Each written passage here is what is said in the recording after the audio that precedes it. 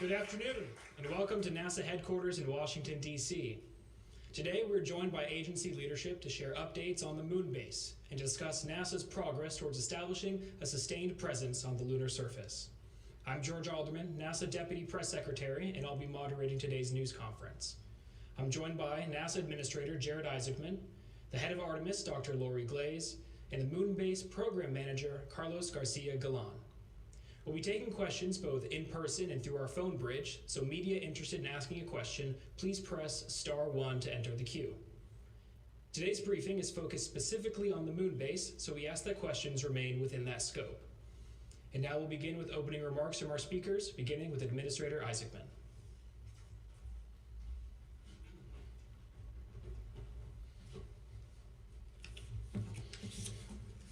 Okay, thanks, George.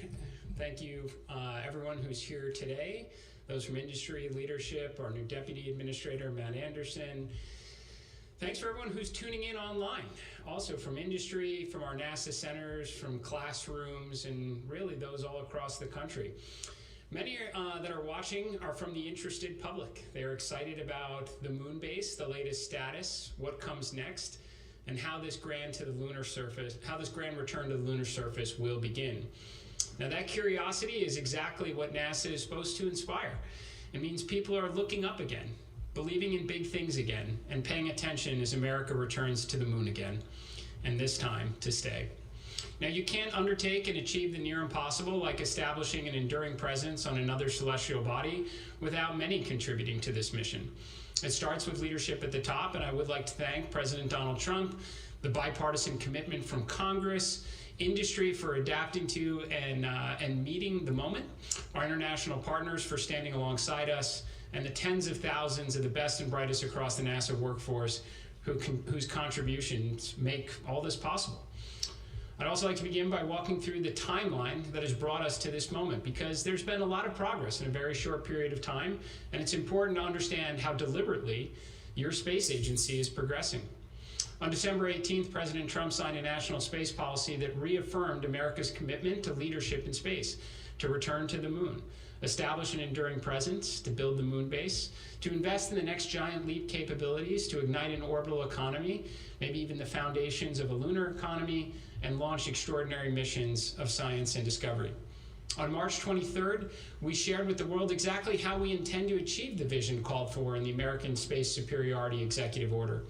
We hosted an event we called Ignition in this very room with nearly 40 Artemis Accord signatories and industry partners in attendance. Then on April 1st, we took an incredible step in the right direction when the clock hit 0 and Artemis II got underway on an epic test mission of science, discovery, and integrity, bringing the amazing crew home safely to Earth just 10 days later. Now, as I said before, NASA is not a procurement organization. We will not sit on our hands and wait for industry to deliver. Just in decades past, the expertise and determination of NASA will help drive the intended outcomes. On that note, in the time since Artemis II, we have been extremely active. We've been reviewing feedback from the Ignition event, speaking to industry, addressing supply chain challenges, having the tough conversations with those failing to meet expectations, and offering NASA's assistance to solve problems and doing the other hard things that should be expected of the world's most accomplished space agency. We are working alongside our lunar lander providers, preparing for Artemis III crew announcement and getting ready to begin stacking Artemis III this summer with a target launch in mid-2027. Across the agency, our astronauts, controllers, and principal investigators have been completing great science on the International Space Station. We've been flying more X-planes. We've been formulating the next X-planes. We've been getting ready for the Nancy Grace Roman telescope, ready to launch this summer, and welcoming again a new Deputy Administrator with Matt Anderson.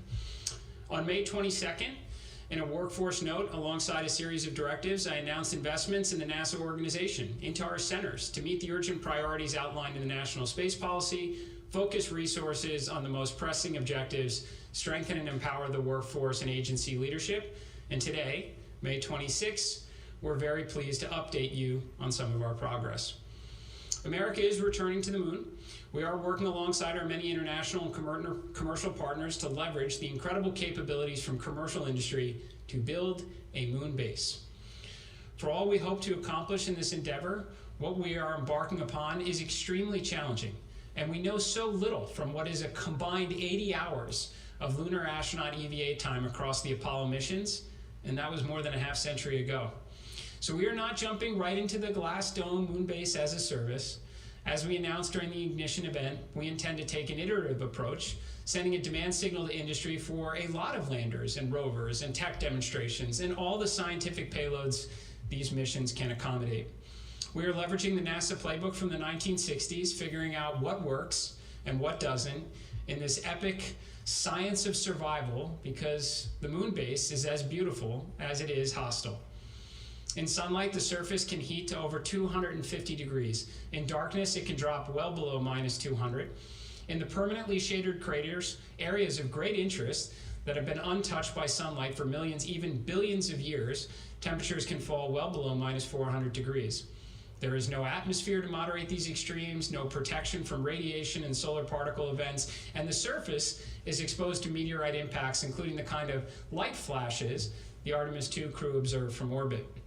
Recognizing this reality, I'm often asked why we send our astronauts into such harsh and dangerous and unforgiving environment of space or the lunar surface, and at such great cost.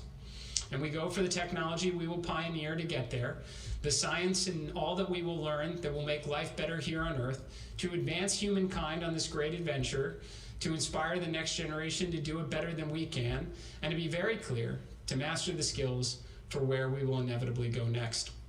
I want to acknowledge the speed of the NASA Moonbase team and all those that are supporting this effort alongside industry to bring us to these announcements. So we are discussing 3 Moonbase missions and a series of additional awards, with more missions to be announced in the months ahead. Now, Moonbase 1 will be the first privately funded lunar lander mission in history. The Blue Origin Mark I Endurance lander will deliver multiple payloads to the Shackleton Connecting Ridge, a strategic area of the lunar South Pole. In addition to flying 2 NASA science payloads, SCALPs, a lunar retroreflector array, the mission objective is to demonstrate critical capabilities that reduce risk for the human landing system missions. On that note, every mission in support of the lunar base helps us learn and de-risk crewed missions, but this one is especially important because of the role Blue Origin plays in the Artemis program. The target no earlier than launch date is the fall of 2026.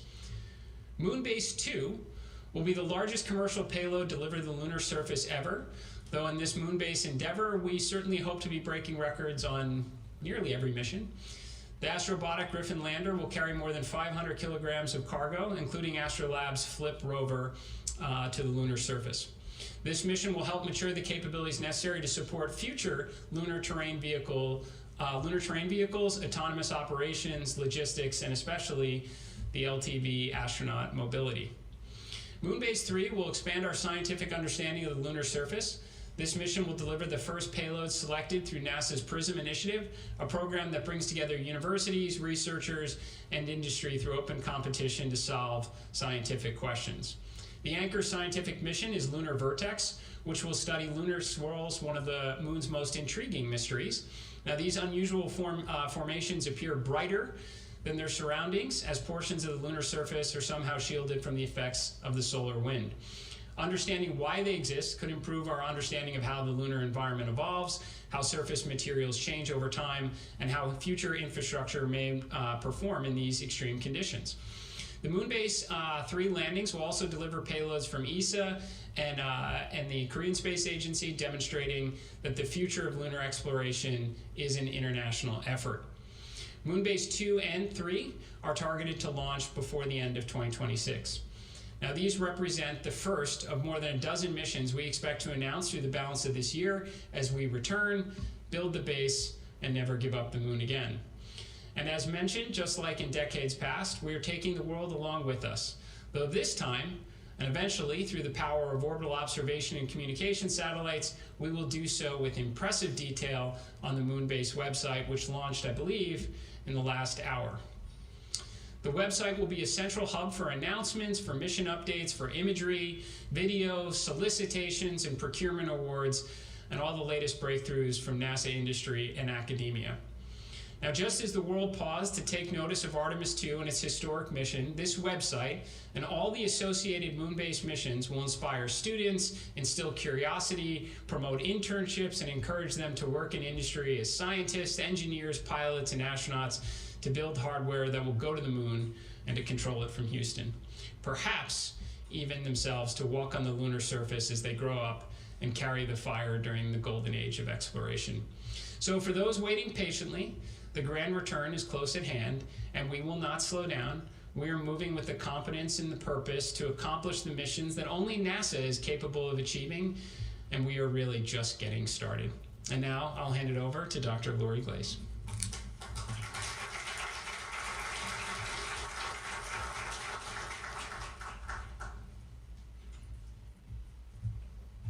All right, good afternoon. It's good to see everyone here.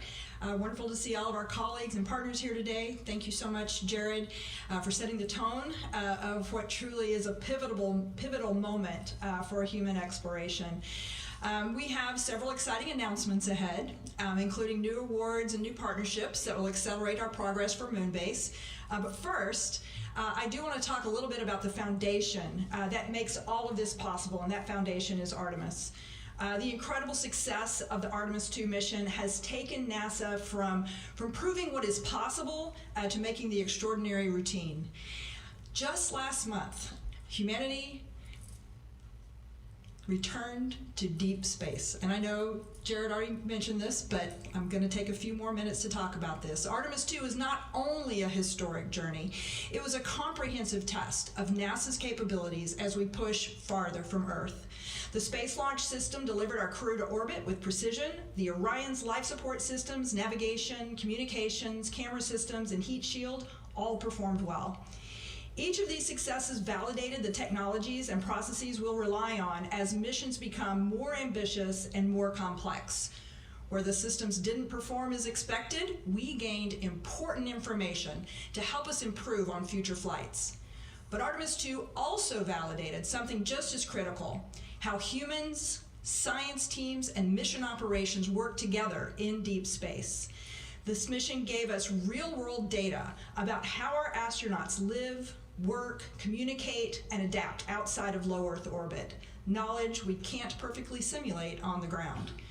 Artemis II gave our operations and science teams the opportunity to collaborate in real time, practice integrated decision-making, and refine the workflows that will guide lunar surface activities and eventually our path to Mars. While Artemis II carried out significant scientific observations, the mission's science was fundamentally about enabling exploration. The crew served as both scientists and test subjects. They helped us understand how to collect data, operate safely, and coordinate crew, flight controllers, and science teams to accomplish our objectives. The human research and biological and physical sciences data they collected will help us better understand how humans respond to the deep space environment, and the stunning imagery and observations they returned of the Earth, of the moon's near side and far side, of impact flashes in the shadow of the lunar eclipse, all were as much about improving our operational readiness as advancing scientific knowledge. These moments remind us why we explore: to inspire, to learn, and to push human presence farther than ever before. The crew captured the iconic Hello World image of Earth from Orion, revealing once again just the beauty and fragility of our home planet. They photographed the moon beyond Orion's solar arrays with Hello Moon, marking the beginning of humanity's return to deep space. And as they passed behind the far side of the moon, they helped us practice vital science processes that will shape future missions: observation, documentation, interpretation, and teamwork across thousands of miles. Artemis II proved that NASA is ready for the next step. And that next step is coming fast. Artemis III will conduct critical integrated tests in Earth orbit, including rendezvous and docking with our commercial partners, the commercial landers.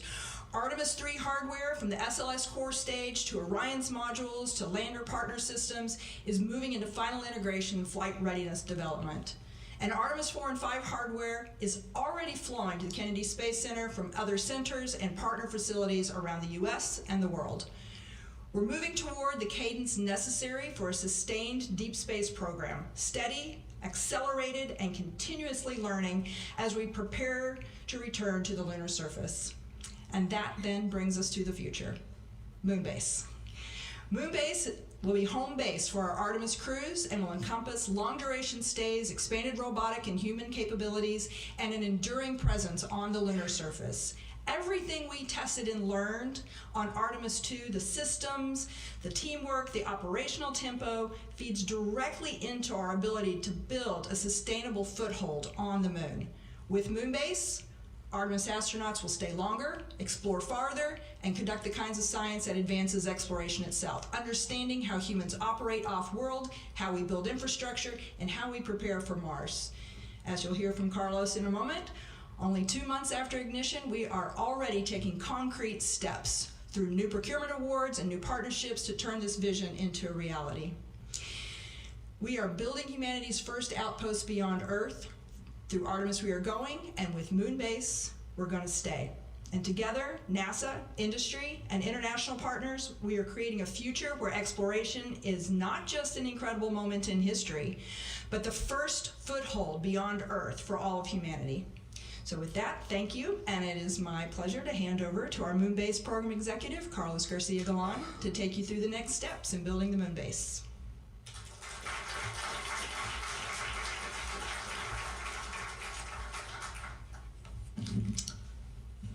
Good afternoon, everybody. So as the administrator and Lori alluded, we have been busy since ignition day. We have been working to align all the agency resources across NASA to basically deliver on this objective of building a moon base. We've been establishing the architecture and the strategy to enable it.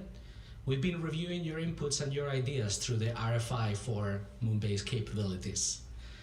We have been visiting industry and going to centers across NASA to, number one, share the vision and talk about it, get your ideas, and also see what capabilities are out there that we can use as tools to develop this. We have also been working on the solicitations that we projected and broadcasted during Ignition Day, which is what we're going to talk about today. You go to the next chart. I'm going to give you a little bit of an outline of the things that we're going to be doing today. First, we're going to start where we left off, talking a little bit about the phase objectives and the assets that we're going to be talking about and discussing milestones for. Then we're going to talk about key phase 1 milestones with awards for landers and lunar terrain vehicles and moonfall carrier spacecraft. And then we're going to talk about what's in the lunar horizon in the short months ahead. So let's get started. This is a chart that kind of describes the vision that we delivered during Ignition Day. We envision the moon base to be hundreds of square miles with different assets, all building up to the objective of permanent lunar presence on the moon. To get there, we're going to break it up in phases, and phase 1 has already started. From now through 29, we're going to work to make sure that getting to the lunar surface is a high reliability endeavor. Many assets we can deliver there. We're also going to test and experiments the science of survival, as the administrator said. We're going to experiment on the things that we know are ahead of us that we're going to need to build a permanent infrastructure, which is happening on phase 2, and then permanent habitation on phase 3. To do this, we're building and working on many different systems, from transportation to mobility, and we've broadcasted a pretty high cadence of missions that will help us to get there. Phase 1, for example, will have 25 launches, 21 landings, and we're planning to deliver about 4 metric tons of cargo to the surface of the moon. And we want to graduate from that to 60 metric tons to 150 by the time we get to phase 3. If you go to the next chart, when you think about the lunar surface and the endeavor of building a moon base, it's going to be extremely hard. And it dawns on us every day how little we know of the lunar surface. We did the Apollo program, we've had lunar probe, we've had spacecraft, robotic spacecraft that have gone back to the moon, but we have explored very little. So we envision multiple assets, those 21 landings is to deploy many types of assets in different areas where we have objectives for science, or we think it's a good place to develop the moon base. We're going to have landers, small and medium class. We're going to have constellations of satellites that will enable communication, navigation, pointing, observation. We're going to have rovers and LTVs, and also we're going to have drones. So, to talk about all of those assets, we're ready to make the first major award. And that is, something we advertised during Ignition Day, is for the LTV delivery landers. Through CLIPS program, we requested task plans for delivery of one or multiple 1 metric ton class NASA payloads to the South Pole region. In the base period of that task order, we will basically ask the vendors to finalize the mission design, integrate and develop the integration plans, execute long lead hardware procurements, design and test the payloads, and demonstrate the compliance of the payload delivery system to the surface. Then in subsequent options, if everything goes well, they will build the lander spacecraft. So, the long-awaited moment for the delivery of all the LTV awards that we're going to announce today, NASA has selected Blue Origin. All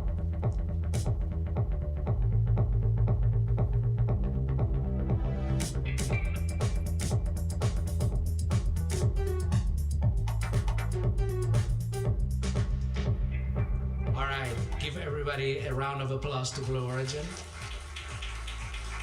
Congratulations. Blue Origin's lunar lander product line has two variants. Mark 1, which is the uncrewed version, is what we're going to be using for the delivery of the LTVs, and Mark 2, which is the crew lander mission. So using Mark 1s will also reduce the risk for future crewed missions there. Mark 1 is the same type of vehicle as Endurance, which is featured in Moonbase 1, the first mission to the lunar surface. Mark 1 type of spacecraft is also going to deliver the Viper rover later in the fall of 2027. So congratulations, Blue Origin, and we are looking forward to this partnership to deliver the first lunar terrain vehicle as part of Moonbase program. Thank you very much and congratulations. So now we get into the awards for the lunar terrain vehicles. In this case, we're going to award 2 of them. As the lunar roving vehicle during the Apollo program, the LTV will give astronauts the ability to further conduct scientific research around the moon. But it's going to do a lot more than that, because in this case, we needed to work all year round. We need them to be on the surface doing things that basically prospect the surface, scope around to potential landing sites, or go to areas of deep scientific objectives. So the LTVs we're going to announce today are both crewed and autonomous rovers. They're a mix between the Apollo lunar roving vehicle and a Mars-style rover. The LTVs will have a mass of about 1 metric ton, or a little bit less than that, and will have to be in a configuration that is kind of compressed to be able to fit on those landers. Each one of the vendors is going to do that in a different, ingenious way. They're designed to traverse about 200 kilometers from where they're dropped off, which is 4 times greater than any rover has ever traveled on the moon or Mars. They can be telerobotically operated by people on the ground. They can work autonomously, and of course, when we have human crewed missions, they'll be driven by the humans. These things can go up to 10 kilometers per hour and go up and down slopes of like 20 degrees. So, I'm gonna get ready to announce the first LTV award winner, and that is Astrolab. Congratulations.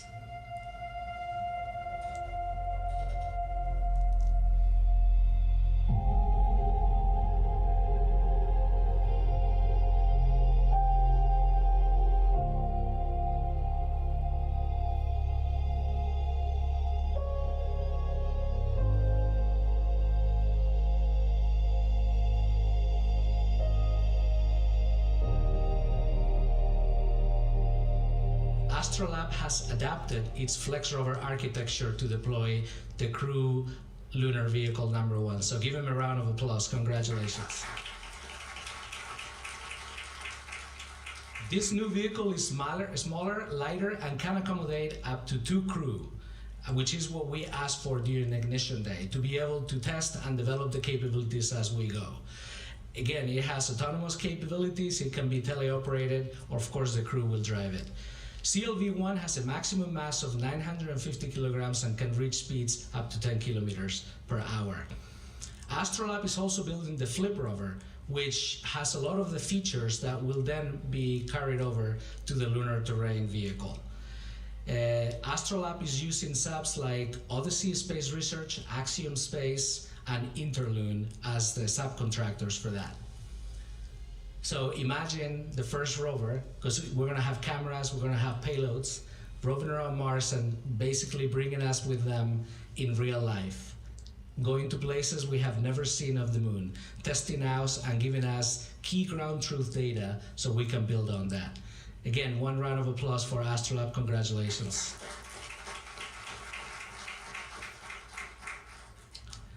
The second LTV provider, which I'm going to announce now, is Lunar Outpost.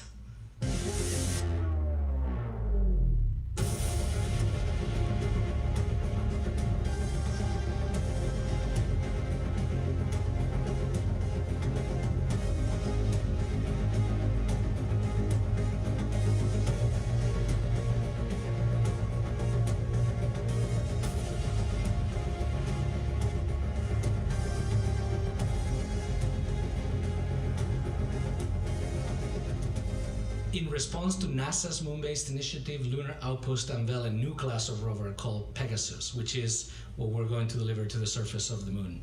Pegasus is a pared-down version of Lunar Outpost Eagle lunar terrain vehicle. Pegasus is a lighter weight and will be ready to fly on earlier missions as we've asked and demanded.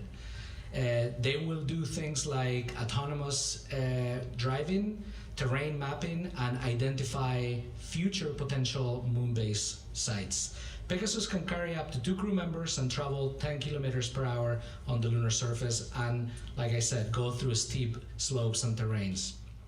They're partnering with General Motors, Leidos, and Goodyear as key subcontractors for the vendors. So give Lunar Outpost a round of applause. Congratulations.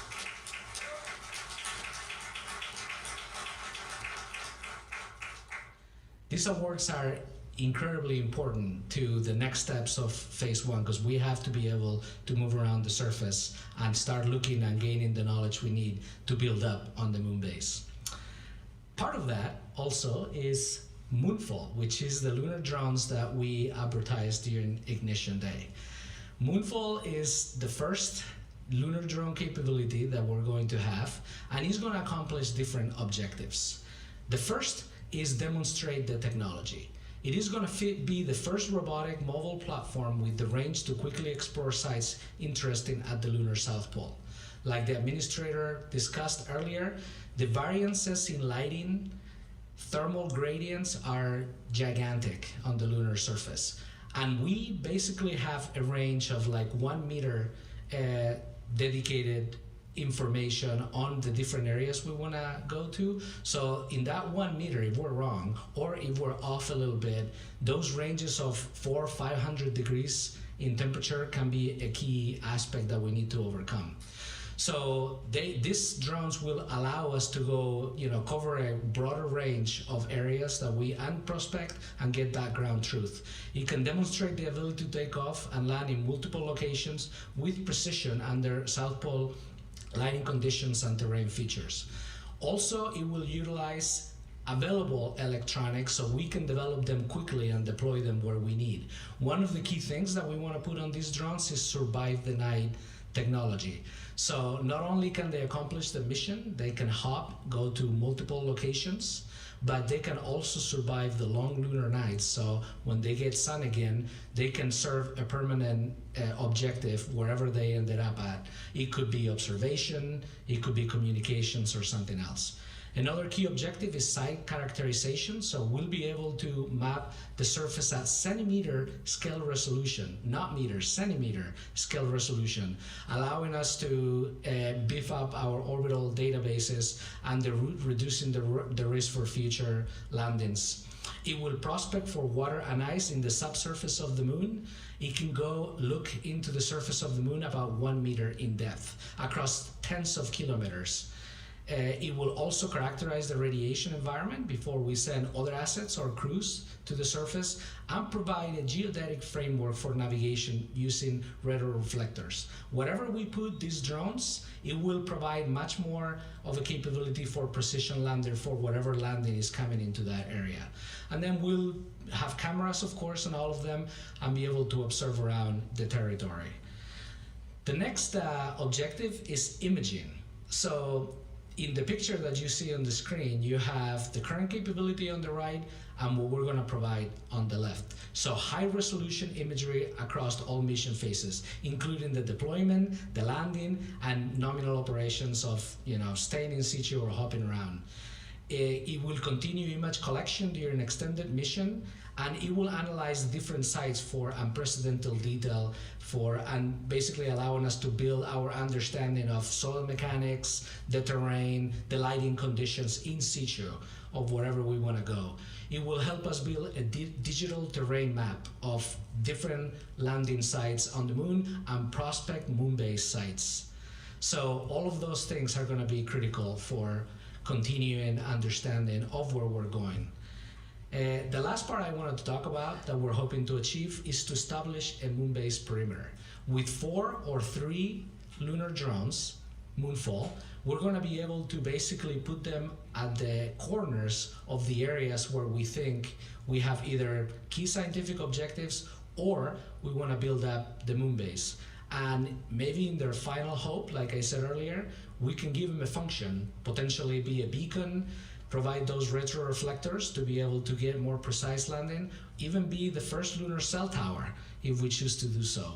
By coupling the survive the night technology with different instruments and of course cameras for observation, it'll give us a tremendous capability. And like I said, for phase 1, Moonbase is just a demonstration of capability. We hope this will work out and we'll be able to evolve that capability. I'm picturing the future of Moonbase where we're starting to plan areas where we're going to send the crews or rovers to robotically go to a specific crater or area of interest. We can deploy these drones. Some areas we can even reach with lunar terrain vehicles or rovers. So this could be a critical capability to allow us to get to those objectives. So something has to take the lunar drones Moonfall to the surface of the moon, and today we're ready to announce that JPL, our partner developing the Moonfall drones, has selected a carrier spacecraft, and that is Firefly.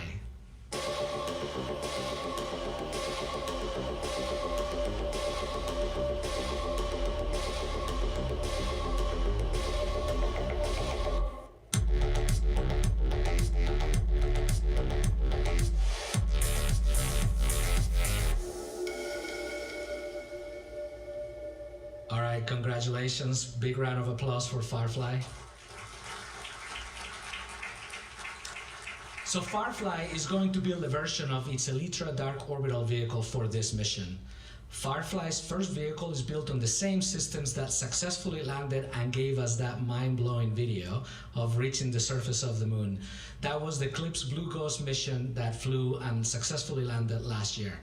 They're working with JPL on the part of the mission called Cruise, Deorbit, and Braking Stage. So the Elytra vehicle will basically carry the drones from Earth into lunar orbit, then slow down, and at a certain altitude, it will deploy 4 or 3 drones that will then take the mission on their own hands. They'll finalize the landing. They'll land probably about a mile apart from each other and carry on from the mission there.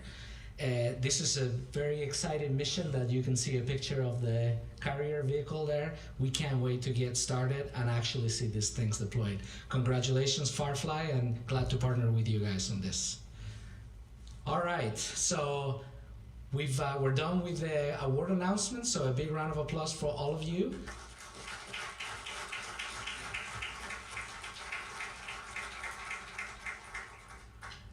Now gets the hard part, which is delivering on time and having successful missions back to back. Okay, now I want to talk about what is on the lunar horizon. So the first one I want to talk about is CLIPS 1.0. During Ignition Day, basically we said we're going to use the CLIPS construct, which was doing scientific commercial service payload delivery to the surface, to continue on and provide the landers that will carry our assets to the surface. And we declared two things. We were going to contract for the LTV delivery service, which we just announced, and we were going to also expand the number of missions to carry payloads, whether scientific or technology demonstrations. Those announcements are coming back and coming up in June. So stand by for that, and we're going to declare the award winners for several of those missions to add to the Moonbase portfolio. We're also working on additional task orders for low and mid-sized class landers through 1.0 to potentially deliver additional technology demonstration payloads. So all of that is also coming up soon.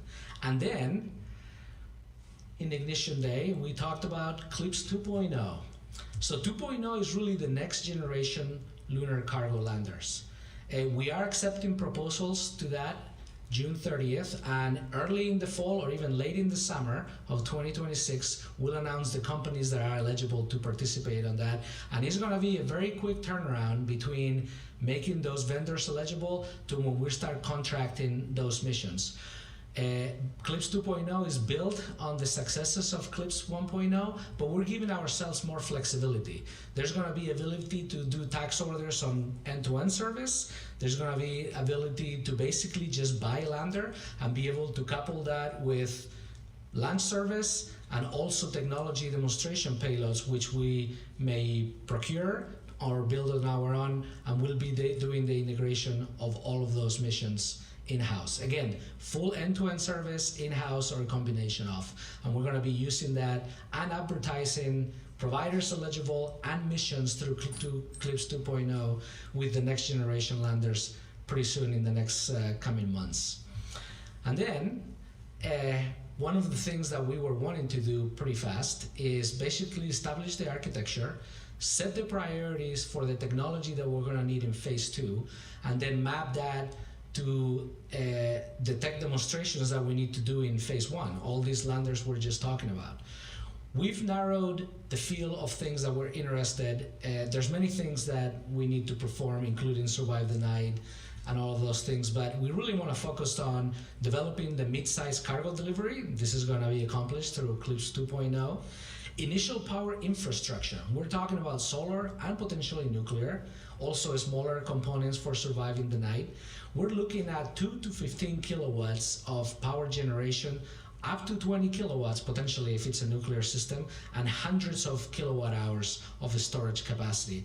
We're also wanting to explore initial cargo mobility and logistics, which is going to be a huge key element of permanent habitation, and then Pathfinder habitation missions. We have 2 BAAs today across the agency, not just Moonbase, which are soliciting ideas, and we'll be using those to take proposals, not for studies, but actually building hardware. The study is going to be put the thing on the surface, test it out, learn from it, and then actually graduate that to be a permanent part of the architecture. So that work is going on now.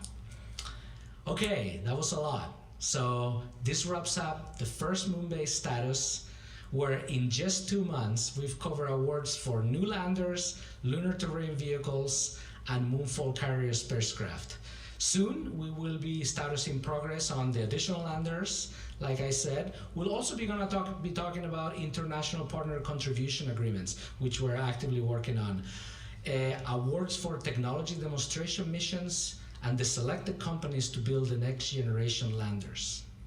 As Artemis II showed us, literally, we're just a tiny body in this universe, but we're in the business of expanding our horizons, doing the near impossible, building the Moonbase. We're making history together. Thank you very much. And now we're gonna transition into the answer questions from the media. So George, back over to you. Thank you.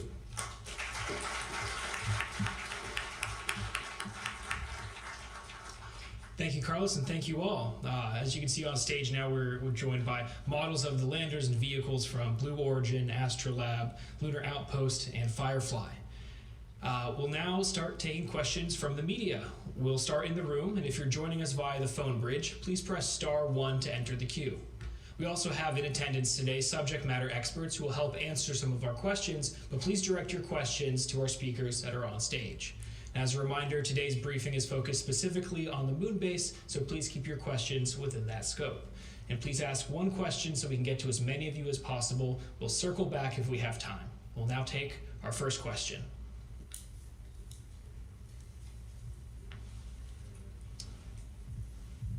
In the front row, yes. You want to hold it? Okay. Hi there, Kristen Fisher with The Endless Void. My question's for Jared. Jared, China has said that it's studying lava tubes as potential sites for future bases. They just put about 28 taikonauts through cave training for about a month. And so my question is are there any discussions taking place right now at NASA about exploring lava tubes, underground lava tubes, as a possible site for a future second base? Or is everything focused squarely on the moon's south pole? Thanks. Well, I would say that we are very focused on the first moon base, but in these conversations, we do discuss that we are aspiring to have a lot of outposts on the lunar surface. And I think cave exploration has been part of, at various times, our own astronaut program training as well. So we certainly see value in that environment. I don't know if you'd like to add anything, Lori. Yeah, I mean, I think you hit on it there. We have actually done a lot of work in the past at looking at caves for being able to protect human crew from radiation, the harsh radiation environment. So certainly there's been a lot of research there. And certainly something that could be part of, as you said, as we start to expand our reach, could be part of that. Yes, in the white. Thank you so much for this briefing. Lenka White with RIA Novosti. It's very interesting. I was curious on international cooperation. Let's say there would be a moon base 4. Are there any talks about possibly cooperating with international partners on ISS-style cooperation on the moon with partners like Roscosmos and others? Thank you so much. So we are having a lot of conversations with our international partners. I don't know that this is going to be quite in the ISS style. This may be a little different. We're having a lot of individual conversations with various international partners about the types of missions we could collaborate on, where they're either providing payloads or they're providing a capability that we'll work with them on. So there's a lot of that discussion ongoing right now. I think there's a lot of excitement with the international community about different ways they can participate and collaborate with NASA on these various missions, from small-scale payloads all the way up through very large systems like the pressurized rover or habitats. So we've got a pretty broad range of conversations ongoing. Yeah, we'll be statusing you on that in upcoming moon-based status mission. It's status briefings. This will be second row in the suit. Oh, of course. Thank you for taking my question. Sergei Matov with the Russian TASS News Agency. My question is for Administrator Isaacman. So to follow up on international cooperation, do you expect to discuss lunar exploration during your upcoming visit to Baikonur this summer? And as just as a follow-up, do you also expect to discuss the integrated crew flights and extending the agreement with Russia? I would say whenever I've had my discussions with Director General Brakhanov, we usually give updates on our respective space programs and progress. So I fully expect we'll be discussing the International Space Station and what that continued cooperation will look like through the remaining life of Space Station. And I am sure we will also discuss generally what NASA has planned for our lunar missions on the horizon. Our last conversation, the Director General was very kind to discuss the Artemis II, so I'm sure it'll be a topic again. Our next question will come from the phone bridge from Marcia Dunn with the AP. Yes, hi. Probably for you, Carlos. When people think of a moon base, they think about people living there full time. And what do you envision? When do you envision that happening, where visiting lunar astronauts, you're not just going to be camping out in their capsules for a week or so, but when do you think that there will be a real base with habitats, and When might that happen, and how long might their stays be, and how many astronauts do you envision on the surface at any one time? Just paint me a picture of the future. Thank you. Okay, sounds good. So in the 3 phases we've described, we hope to have some sort of habitation capability in phase 2 with the pressurized rover. That will be where the astronauts can land on their human-rated lander, hop on the pressurized rover and basically work and explore the moon on a short-lived environment, and then from there go to different locations where they can get out of the pressurized rover, perhaps hop onto a lunar terrain vehicle, and even go farther with EVA suits. In phase 2, we'll be building permanent infrastructure, including laying out a power grid and things like that, all building up to what it takes to do permanent habitation. Permanent habitation is not just about the asset, but it's about the whole train of logistics that we would need to have set up in place to enable that. So I think we'll go from this short duration missions to longer stays using some of these assets to basically, long-term flights, not potentially permanent, but with crews coming to the surface twice a year, we can expand the time that they can expend there before they come back home. And then eventually, when we've matched the assets, habitation modules, with the logistics and all the things to move the logistics around, then we'll be able to say, hey, we're permanently here and we're not giving it up. Next question will come from Eric Berger with Ars Technica via the phone bridge. Hi, thanks very much for doing this. This is a question for Jared or Carlos, I think. So Carlos referenced the moon-based perimeter, and I'm just curious, having looked at the Artemis Accords, is this a safety zone you're trying to create? And are these areas basically where non-Artemis Accord signatories, should keep out of? Thanks. I think it's important for us to get there first, and I mean when I say that, meaning let's get there and actually achieve what we're intending to do with these hopper drones. It is a first of its kind, which is why JPL is tackling this. But I think the idea that there are areas of great interest on the lunar surface, we do want to get there and explore them, and we also obviously want to be very mindful of the Outer Space Treaty, so that we are respectful of other nations that are putting assets on the lunar surface. We would expect that to be reciprocal. But I think that's just one objective of many that the Moonfall drones intend to accomplish, as Carlos discussed. I mean, this is going to be scouting. There's going to be comms on it. There's going to be observation capabilities as the primary objectives of that Moonfall asset. Our next question will be from Will Robinson-Smith with Spaceflight Now via the phone bridge. Hi, everyone, for taking the time to speak with us. Question for Carlos, I suppose. With the LTVs that were announced from Lunar Outpost and from Astrolab, about how far is the driving range of those? And I ask because I imagine while still being examined, the amount of ejecta that's going to be kicked up by either Starship or Blue Moon Mark II is going to be quite dramatic, and so I would assume that the LTVs can't be placed too close to future Artemis landing sites. So how far apart are these assets going to be placed, and are you expecting them to sort of go to and from future Artemis crewed landing sites? Is that the plan? Thanks. Yeah, good question. So I'm going to actually bring in some of our moon-based team experts, starting with the acting director for surface mobility, Rover Pickle. And by the way, I'll just introduce them all for future questions. We have Najib Mirancy, she's the chief architect of Moonbase, and Brian Stefan, who is the acting director for cargo landers. So Robert, take it away. Yeah, sure. Great question. So protecting for PSI, we plan to keep the LTVs approximately 2 kilometers away when the landers land, and they'll traverse in, be able to pick up the crew, and then do missions up to like 10 kilometers during the crewed period, and then uncrewed, like Carlos said, total of like 400 kilometers throughout the lifetime. Thank you. We'll go to our next question that'll be from Jeff Faust with Space News on the phone bridge. Good afternoon.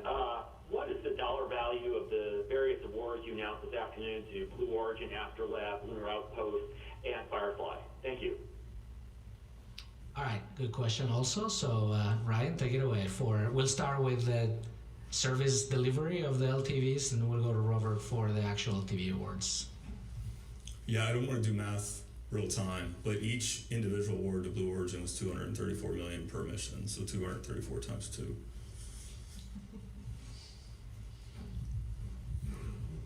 Yeah, and each LTV award was $220 million. All right, thank you. We'll go to our next question in the room in the blue and white tie. Hunter Ryerson from Pirate Wires. For Administrator Isaacman, NASA's made developing the orbital economy a major priority, and as well, an interplanetary civilization doesn't get built by one government alone. How do NASA's moon-based plans contribute to the achievement of these goals? And further, how does moon-based support future missions to Mars? Great question.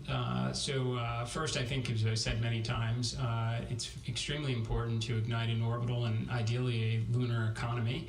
I don't believe that we are going to, have that true kind of spacefaring world we may have imagined as children reading science fiction books if it's perpetually funded by taxpayers. So it is vitally important that we figure out what, generates value either in the unique environment of microgravity or on the lunar surface in excess of the cost that it takes to go into it. I don't have any great answers for you other than we are sending a demand signal that hopefully will reveal it. I've said many times we can't force a lunar economy into existence. I suspect in the years, decades ahead, as we build and operate what's hopefully multiple, let's just say, lunar outposts, that we will uncover something along the way. Having a good, a lunar economy developing would be a nice capability out of all this to realize. But I've said many times, like we could put a demand signal out for, 50, 100 landers like we're procuring today. I couldn't tell you who's going to buy the 51st or the 101st someday if it's other than NASA, but this is at least a step in the right direction. Now, to your point on how does this help us get to Mars, look, to be very clear, that is the primary objective out of this. As I mentioned during my remarks, there's a lot of great things that will come from having a outpost on the moon. It was only a matter of time that we'd want to have our astronauts interacting, not just in, they've done microgravity for more than a quarter century, but now let's interact with the lunar regolith. Let's have, there will be scientific discoveries. Let's land rovers with radio telescopes to go to the far side of the moon. Let's ignite an orbital economy. These are all things that would be nice to have and achieve along the way, but really, it is to have an environment where we can work with the water ice and master the skills for where we go next, which is Mars. And it would be nice to do that when you're 4 days away from home, than many months away from home. So that is overarching. Why build the moon base? Again, there's knowledge that can be had. There's technology that we will develop that will help life here on Earth. There's certainly going to be a whole lot of inspiration that's coming out of this for the next generation. But number one, we want to be in an environment where we can learn the skills so that astronauts can go and plant the stars and stripes on Mars someday. Take another question from in the room, in the front row there in the black. You got it. Sorry. Hi, Audrey Decker from Politico. Thanks for doing this. Quick funding question for the administrator. When can NASA start using the gateway funds that were passed in the reconciliation package last year for the moon base, or do you need any congressional approval through a re-off bill or a PROPS to start using those? And then more broadly, could NASA provide any more specifics about how it plans to fit all of this into the budget and the increased CLIPS missions? Thanks so much. Sure. Well, I think just as I mentioned during the various budget hearings that I attended, in order to achieve the ignition objectives, it's important to look at all of the funding sources. So we obviously have the $10 billion plus up from the Working Family Tax Cut Act. We have the FY26 appropriations, and then we have the 2027 President's budget request, which we believe is more than adequate to meet our exploration goals. In fact, a large portion of the $10 billion was in exploration. And in terms of congressional notification, I'd say generally, I think should be pretty apparent there is strong bipartisan support around a moon base. I see pretty regularly congressional leaders coming out and interacting and retweeting with our commentary on it. I think they're all excited for American astronauts and eventually our allies to be on the lunar surface itself as opposed to orbiting above it. And as I mentioned, we've already provided now the notification to Congress as expected for any of the organizational funding line mechanics that need to be addressed. Our next question will come from the phone from Ken Chang with the New York Times. Hi, thank you. I guess this is for Jared or Carlos. When is the timing for landing the LTVs, and how does it fit in with the Artemis schedules? Before Artemis 4, between Artemis 4 and Artemis 5, or later? Thank you. So certainly we want to have a LTV. We picked both of them in the crewed version of that, even though we can operate them robotically before the Artemis 4 mission. And we'll certainly try to line it up so that crew has an LTV to go explore around. So it's absolutely an objective. And then we'll, see how the development goes on. But, we plan to have LTVs for the crews coming to the surface of the moon. And again, the LTV strategy, which we signal in ignition, is that instead of developing one very capable but also complex and putting all of our eggs in that basket, we're going to develop multiple. So this is, if you will, phase one of LTVs. After we test out the two that we just awarded today, we expect to have more opportunities for same vendors or other vendors with more capability and incorporating the lessons learned that we learned through the operations of the two that we have. Yeah, and if I may jump on this, because it hits a couple questions in this room. It talks to the lunar economy, the question about habitability that came up before. When are we going to actually keep astronauts on the moon for some period of time beyond just whatever the lander in itself will support? We are digging up the playbook or dusting off the playbook from the 1960s here at NASA. Like, we are going to get back to this iterative approach of learning. We haven't been on the moon in a very long time. I have no doubt we are going to learn an awful lot from the first couple lunar terrain vehicles, and rather get a few of them on the moon as soon as we possibly can, alongside the first crewed missions. So we can get astronauts interacting with a rover again for the first time in again, more than a half century. And I have no doubt they'll come back and give us feedback that will inform some of the phase 2 LTV awards, where we'll progressively add more capability from things we learned from autonomous functions. You're doing the same thing when it gets to habitability, right? I think clearly, as Carlos mentioned, we were probably going down the path of one extremely exquisite, all-encompassing rover before. That doesn't help stimulate a lunar economy at all. That becomes an all-or-nothing event, nor is it just the right thing to do to learn to get to what should be the ultimate state rover, maybe many years around down the road. Same thing is applicable for habitability. Doing lots of landers, demonstrating different capabilities in this incredibly harsh environment is a way you stimulate a lunar economy from all the various commercial players, but it helps us get to the state instead of just trying to drop a single all-encompassing habitation module and hoping it works out. So all of this comes together for an achievable path for mobility, for the astronauts themselves, for logistics, for autonomous operations, for habitation, and for stimulating a lunar economy. Hopefully that all makes sense how it's coming together. Our next question will come from the phone bridge from Irene Klotz with Aviation Week. Thank you. In addition to the time frame of the LTVs, what's the time frame for the JPL Moonfall mission? And I was wondering if the scope or the funding for the newly renamed Moon-based 1 through 3 missions has changed from when those were originally awarded under CLIPS. Thanks.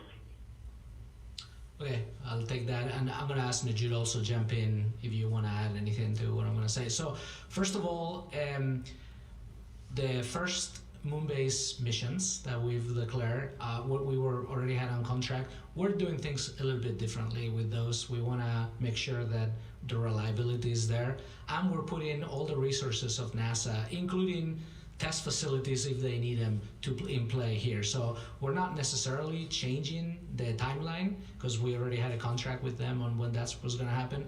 But we're basically putting all of our assets in play, including experts, facilities, know-how, whatever it takes to make them successfully before they get to fly and when they're flying. So Moonfall is also something that is a phase 1 asset, so by 28. And we're still doing some trades on number of, it's going to be 3 or 4, and what's the pluses or minuses of that. And then I'm going to turn it over to Najud to kind of add on, why that and how these missions maybe interplay with each other. Yes, a lot of the priority for the Moonfall early on is to get them in the locations to do the reconnaissance on the important locations where we want to deploy the rovers, the science, the power systems that will follow. So being able to integrate all these missions across time and adapt the learnings from them is very important as we establish the architecture for Moonbase. And our next question will be from in the room. There in the back in the third row. Hi, I'm Dan Vergana with Scientific American. I'm wondering if there's any update, maybe this is for Lori, on the timing for picking the Artemis III landers. There's a lot of Blue Origin landers today. When do you have to make that decision for that Artemis III mission that Jared said is a year from now, mid-27? Yeah, we're already moving forward pretty strongly with both Blue Origin and SpaceX on their lander concepts. So we're already moving in that direction with both of them. There's a lot of trade studies ongoing right now just to make sure we've got the mission designs right and the right objectives for those, but we're already moving out. It will be the version that Blue Origin is working on for that mission, yes. Next question in the front row there. Thank you. Hi, my name is Jack Gordon. My question is for everybody, I guess mainly for Jared. I'm just curious what NASA overall has thought about basically astronaut health on the moon. And as we're building the moon base, obviously the goal is going to be to keep people there much longer than 3 days or 4 days or 5 days. I've seen a lot about the infrastructure for exploration and science. I'm curious, has NASA thought yet about, hygiene and health and how the astronauts can actually live on the moon comfortably? Sure. Well, I can open up and then pass it over to Dr. Glaze. We obviously give a lot of thought to this. I would say in terms of like the human physiology, keeping people alive for 9 months, or even we've had longer durations on the International Space Station in microgravity is about as tough as it gets. And we've been learning in that environment for 25 years. 4 or 5 days to get to the lunar surface where, your 1/6 gravity should be net positive, I would think, in that environment. But there's still a lot of other factors that kick into it. Some of you mentioned, we were just discussing earlier, what the exploration atmosphere may look like, because this isn't, right now, we communicate far in advance unless it's some sort of a contingency when we are going to undertake an EVA on the space station. We're going to go back into an environment now where we might be doing EVAs many times over a span of a handful of days, and every time you are pressing up and depressing down is it could be an environment for potentially decompression sickness. So an area we've been studying for a long time. We've been hosting exploration atmosphere research exercises at Johnson Space Center. I think that's one example of many that we're giving thought to into this new environment, or an environment we haven't been in a long time, that we're putting our astronauts into. As you said, we've learned an enormous amount from our experiences on the International Space Station, most certainly. There will be some differences here, but this is certainly something that is of high priority. Certainly the crew health is always, their safety is our number one concern. So we will be putting a lot of effort into that. We already are, as Jared said, with the research that's ongoing, trying to best understand how much time our crew will need to adjust to the atmosphere that is present within their pressurized suits before they can go out on an EVA. We want to maximize their time to do work on the surface, but at the same time keeping them completely safe. So we're doing a lot of research in that area. There's been already a lot of research into radiation environments and expected radiation exposure, and how we can make sure we keep them safe in that environment. So yes, an enormous amount of work there. We'll continue to live and learn as we do additional Orion missions as well on how the crew respond for these longer term missions. In one sense, one thing we learned a lot from Artemis II is just the cadence of activities. As Jared says, for a lunar surface mission, you probably have multiple EVAs in a shorter period of time. When we have a week or two on the surface, it's not the same as having months on the station, so we may have to have a faster cadence, and that's going to mean working very closely with our friends in flight operations, with the chief medical officers to make sure that we are keeping them safe, but being able to maximize the return on the mission. Thank you. In the back in the light blue. Thank you. Marcia Smith, spacepolicyonline.com. You've talked a lot about what you're going to be doing on the surface. Can you talk a bit about what kind of a robust communications network you're going to be building for around the moon? And will NASA be awarding contracts for that, or are you expecting industry to do that? I'll take that. So we already have one contract already in place to start providing the initial communications back from the moon. We actually want to expand that to provide navigation, pointing, clock, timing, and observation capabilities. Since we're going to be having a moon base, we definitely want to see what's going on in very detail from the assets on the ground and from the assets on top. So that's the first constellation. We're actually envisioning more than one. So we're exploring it. The first one was kind of more traditional type of requirements. We're exploring how we can be more flexible and allow for industry to be innovative and give us the maximum capability. We're going to have so many assets on the surface. We want to look at what's happening real time for all of them. So the amount of bandwidth requirements and needs is going to be high. So there's also interest in international partners to potentially provide some. So we will make that determination on how many and when coming up pretty soon, but we already have one. Certainly know we're going to have two. We'll be soliciting for that in the near future, and then we'll go from there. And certainly the first one focused on comm, the rest multi-use. We have time for one more question, and that'll come from the phone bridge from Mike Wall with space.com. Thank you all. This one's for Carlos. Like you said in that sort of phase 3 vision for the moon base, it's going to cover several hundred square miles. I'm just wondering, what does that look like? Are those just where the far-flung assets will be spaced out? That's what counts as covering hundreds of square miles? Or do you anticipate like having habitation modules just kind of peppered in with that? And what's the advantage of having such an expensive kind of far-flung lunar base with such far-flung assets? Great question for our chief architect. Yeah, so I think there's a very important point about the moon, which is there's no one spot that does all the exploration objectives. There's no one spot that covers all the science, all the technology, all the habitation needs of the surface. And even within the local area, you have to consider the terrain. So you'll have the habitats on the tops of the hills where they get sunlight. Power systems, nuclear systems need to be 1 kilometer or more away for the radiation protection.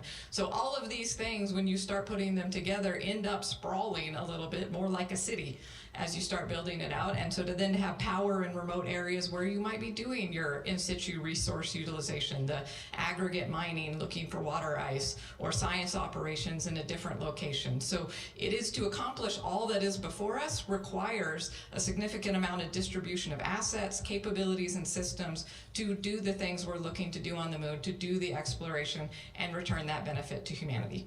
Yeah, and great answer, thank you. The only thing I'll add is it's been very striking to me how little we know from what we want to accomplish. Like we're going to want to explore different sites to really maximize the mix of scientific objectives and viability of a permanent presence, a permanent lunar base. And by phase 3, we may end up with different locations where we want to have some kind of habitation capability. So all of that we don't want to necessarily declare now. We want to learn, we want to experiment, and we're going to build on the knowledge to start establishing the key infrastructure where we think we're going to work. Thank you. That concludes today's news conference. Thank you to all the media who joined us and for your continued coverage of America's establishment of humanity's first lunar outpost. As a reminder, you can follow along with the missions at nasa.gov/moonbase.